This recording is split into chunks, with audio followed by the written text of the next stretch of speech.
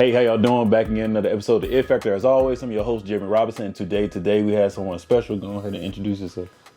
Hi everybody, my name is Ashe Kennedy and I'm your favorite entertainment strategist. Yes, sir. And with that, I would say, how are you doing mentally, physically, and emotionally? Mentally, right now, I'm like at a 9 because this is awesome. Okay. This is great. It's my, very first interview. Mm-hmm. I mean, but I would say on average, probably like a 6. Life, just life sometimes. And, we're living in crazy times where everything is just super expensive. Mm-hmm. So, that could put a toll. Physically, I'm tired. I feel like I could use some more hours of sleep, but they say you'll sleep when you're dead. But other than that, I feel like I got to go back to the gym. I haven't been in quite some time. Need to add, some pounds on. But, and emotionally, man, I'm an emotional person. Got you. So, probably too emotional sometimes, but emotionally, I think I'm fine. I'm more, level-headed. I feel like last year has, taught me a lot of lessons. So I feel like, for the past few days, I've been able to work through my emotions and stuff. So. Ain't nothing wrong with that. You got to be able to take care of those three to be able to take care of you. Mental to be first, because a lot of times we focus on, we got to take care of the overall health. If you're not taking care of you, then who's going to do it? Yep. So I've been, I'm focusing on everyone else and not myself. So last few weeks I've been doing a lot of personal, self-care. Which has been great. So I would say, I never heard of an entertainment strategist. So how did you become an entertainment strategist? And give me a little background on what that is. So it was kind of hard to pinpoint exactly what I wanted to do in the entertainment industry because I started out actually in the music side of things about 10 years ago. Actually, I had to take that back. I started around 2013, 2014. I interned at this company called the L Spot. I wanted to be a media correspondent, so I was interviewing, artists, who were doing rap battles and stuff at the time. And then I switched to public relations, and then it turned to A&R work, and then I'm helping put on festivals and working on sets for film, and then I ended up interning at Platinum Sound Recording Studios and working on as their front desk manager and, doing their social media for Jerry Wanda, who I love so much still. I haven't seen him in a while, Jerry. I gotta come see you. And I've just tapped into so many different areas. It's just like, okay. You do everything. I do almost a little bit of everything. So I'm like, I can't put that all, what can I call myself to, for it to make sense? Right. Just generalize it. And I was just like, okay, entertainment strategist sounds like, pretty dope. Because there's still things that I don't know, but I'm going to figure out how to do it. Right. And that's all part of strategizing and stuff. I respect that. Yeah. I like that. I like that name, and it does fit you with all the different hats that you do wear. So what did I say? What is your It Factor then? Why do you do what you do? I have a great personality. And I, like I mentioned, I started, interviewing others, but I've always, in the beginning, I wanted to be the talent. I was taking acting classes growing up and dance school, all that stuff. I wanted to be the talent. And then I decided to play it safe and was a biology major, and I just couldn't get past chemistry for anything. So I was like, you know what? I'm going to do communication.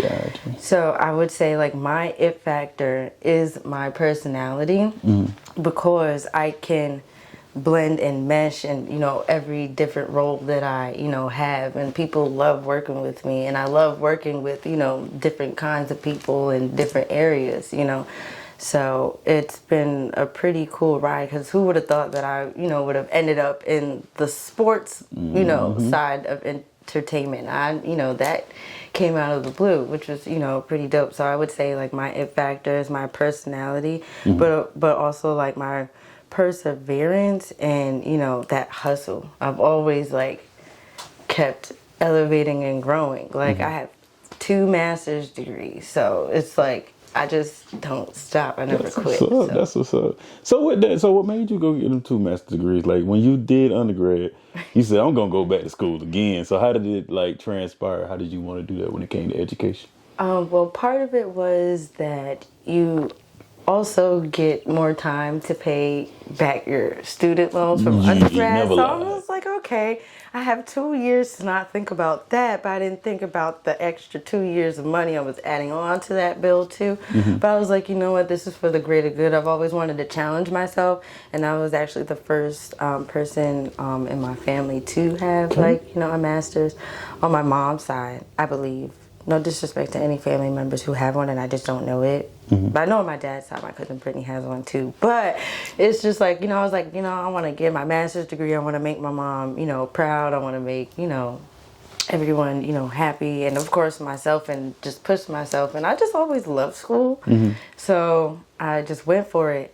And then I took a break after graduating, and the pandemic happened. And so I was, you know, still struggling to find a full-time job in the entertainment space, because on paper I was like a little intimidating. And you know, so I would always make it to the 3rd round, but then they would always pick somebody internally that, you know, to move them up, which is cool. But you know, so I was like, you know, instead of just sitting around and not doing anything, let me add on to the skills that I already have. So I applied to Mercy College. They're now Mercy University in Westchester.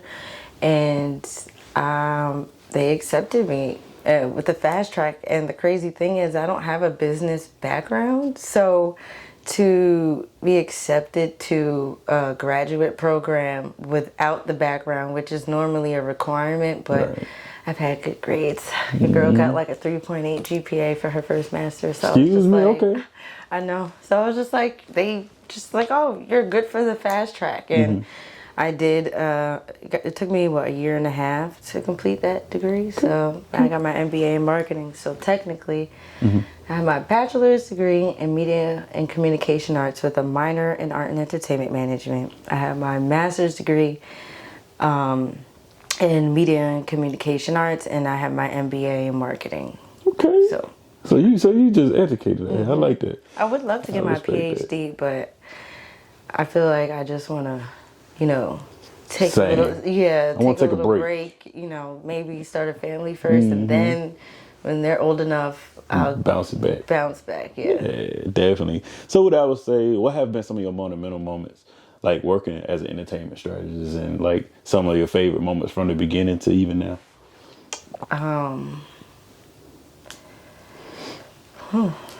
That's a hard one, because I've had a lot of great moments. I would say for when I started,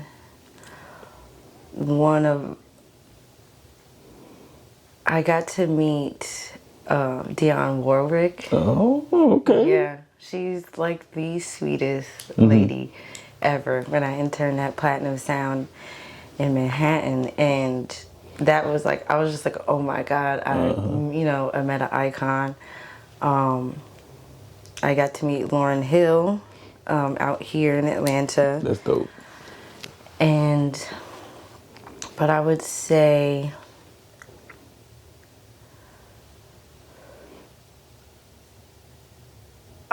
I mean, it's really hard to like pinpoint, like, because I've had so many great moments, and like certain moments, they don't outshine the other, you know, so it's kind of hard. But I would say for the music side of things, the 2 icons that I've met were probably, that's dope, though. Yeah. That's definitely dope. I would say, wasn't looking for no specific answer. I believe even with the podcast, I interview some amazing people. I feel like everybody I interview is amazing. But sometimes people are like, so who has been the best interview? And I'm like, I don't know. I interviewed my 2 best friends, and they're doing what we said we was gonna do in high school. So that's cool. That's real cool.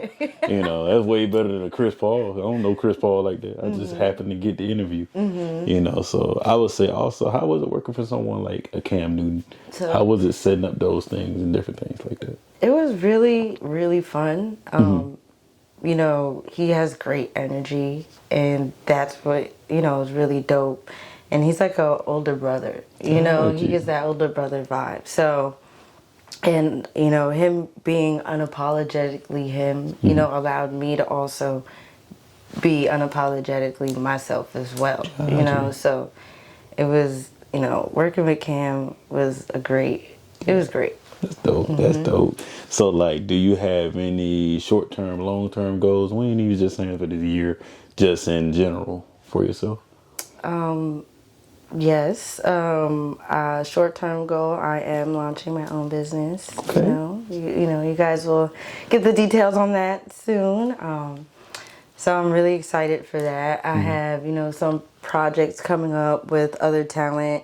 I wish I could speak on it, but, you know, Gotta keep it low, you gotta keep it low key, you know, and also, you know, don't want to spill the beans, you know, the element of surprise is just the beginning of the year. So there's a lot going, but you'll see me doing a lot coming up. So I got a few phone calls, you know, last week about some, you know, filming on a show that's out here, working on an award show, 2 award shows actually coming up. So I have, you know, some things in the can. Okay. I might even have my own show coming out. Don't know. You know, right. that's, you know, a conversation being had. We'll see. We're gonna talk about that down the line. Yeah, down the line. Because we're gonna keep collaborating. We're gonna keep collaborating. But I would also say, so who is Ashe outside of all you're known for? Outside of being an entertainment strategist, you're super educated and just being a nice person. Who are you? Who am I?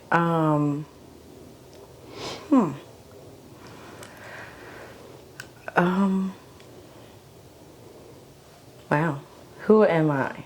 I feel like I'm still learning myself. Okay. You know, especially transitioning from New York to Atlanta. I've started to embrace more of, you know, who I am. Like, I've had a relaxer in my hair for years, and it wasn't like, I tried going natural around 2014, but, you know, that didn't last long. But since coming out here, I've been natural for the past year and a half now. So I'm still, you know, getting in tune with, you know, who I am and appreciating how, you know, God made me. Indeed.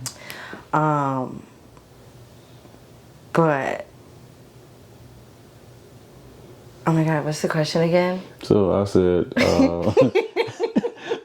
so like, who are you? Like, outside of all that you're known for, that people know you for. Loud, fun, outgoing, special. That word could go fluctuate in many different ways. Yeah. I like that. And just remember, it's a family oriented podcast, man. I thank you for being authentic. Yeah. Because before we do close, I got a few more questions. But one of my biggest ones is, what is something you would like to see change in the entertainment and media space? Oh, that's a great one. What I would love to see changed is, you know, of course, more Black women being a part of the entertainment space, and, you know, other Black women helping other Black women in the entertainment space. I would love to see more of that, because it was Black men who gave me my first chance. Gotcha. And I've reached out to, well, I mean, in, you know, the space that I'm in now, you know, so I give a lot of my flowers and credit to Fred Whitaker. You know, he gave me my first foot into the door working with, you know, Lala Anthony, Terrence J, and, you know, Jasmine Brown, Cam Newton, you know.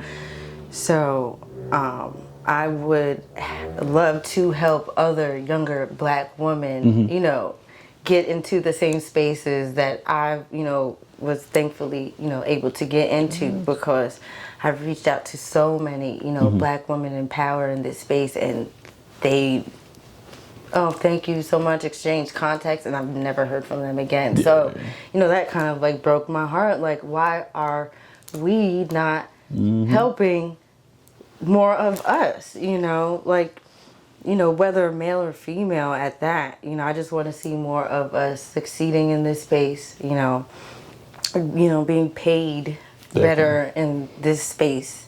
And also for Black women to not be painted as like the emotional, angry Black woman all the time, you know. Definitely. Like we're here to do our job, you know, and we love what we do. At least I do. So. Indeed. I would say that's also why I started the platform. I would say at the end of the day, you bring on a lot of men, different professions, but I also love to tap in with the women even more because the stories that y'all have are way more, I would say, have more range than sometimes certain men get into things. You're like, how did you? Oh, that happened because, oh, okay, cool. We get it. All right, cool. But like, I love our people and what we do. And I feel like we all have to network and be able to help one another, no matter how that seems. And even try to get somebody foot into the door, because if we're doing that, that's not only helping other people, but the next person gonna see that and try to do it as well. Yeah. So I commend you for that. Thank you. For real, man. So making that next move into your next adventures, or saying that even though you're having things low key, I would say once it's all said and done, what would you like to be remembered for then? I would like to be remembered for being a shining light, you know, on our culture, and, you know, being someone to open those doors for, you know, people who didn't think that they could make it to where I'm at. Because I for darn sure didn't think I was going to make it here, so I was just like, wow, you know, definitely blessed. Got you. So with that, do you have any questions for me? Yeah, what's next for you? It's the top of the new year. Yeah, so the biggest thing is to keep doing episodes like this. My book is about to hit a year mark, so I'm going to start back. I know 100%, not only promoting it, but doing some outreach to certain universities and even some high schools. Also, what I'm also trying to do is just try to take it the next step when it comes to networking, being able to help other people as well. Because I have been doing it for 5 positive years now. And a lot of people are starting to ask those questions, like, how do you do it? How do you keep going? And like, how you not give up when you don't get those yeses or different things like that. And at the end of the day, it's people everywhere. So somebody going to give you a yes or however it goes. And also just going after the people I always probably want to interview or have a conversation with, because this is not only for me, it's also for people from back home to see, like, dang, Jeremy doing that, I can do it too. You know, or he talked to this person, I can't, or she knows so-and-so, oh man, that's what's up. So definitely when I seen even your page, I was like, not only do I got to talk to her because it can help me get someone, I never look at that. It's more of, dang, how's she able to do this? Yeah, it's a like, it's if she moved right? from New York to here, like, wait a minute. That's amazing. Yep. So. Came out here on a whim. You know, Cam, he was like, are you invested in New York? I was like, no, you know, I'm kind of over it just a little bit. So he was like, come on down. So, and I've been here ever since. And it's, you know, Atlanta is still, you know, I'm still adjusting to it. It's a different place. It's definitely a different place. It's a different country, I would say, within the United States of America. But, you know, it's been a great vibe, and I'm glad that, you know, I did come here because it's helping me grow, you know, as well. And I'm just excited to see, you know, where else Atlanta brings. Thank you. So it was an amazing interview. Thank you for having me. I appreciate it. That's it. Yeah. Oh, make sure you follow me at Ashe Kennedy _. It's ASHEKENNEDY _ like the president, JFK. I don't have his bad luck. I'm the lucky Kennedy. Better say it.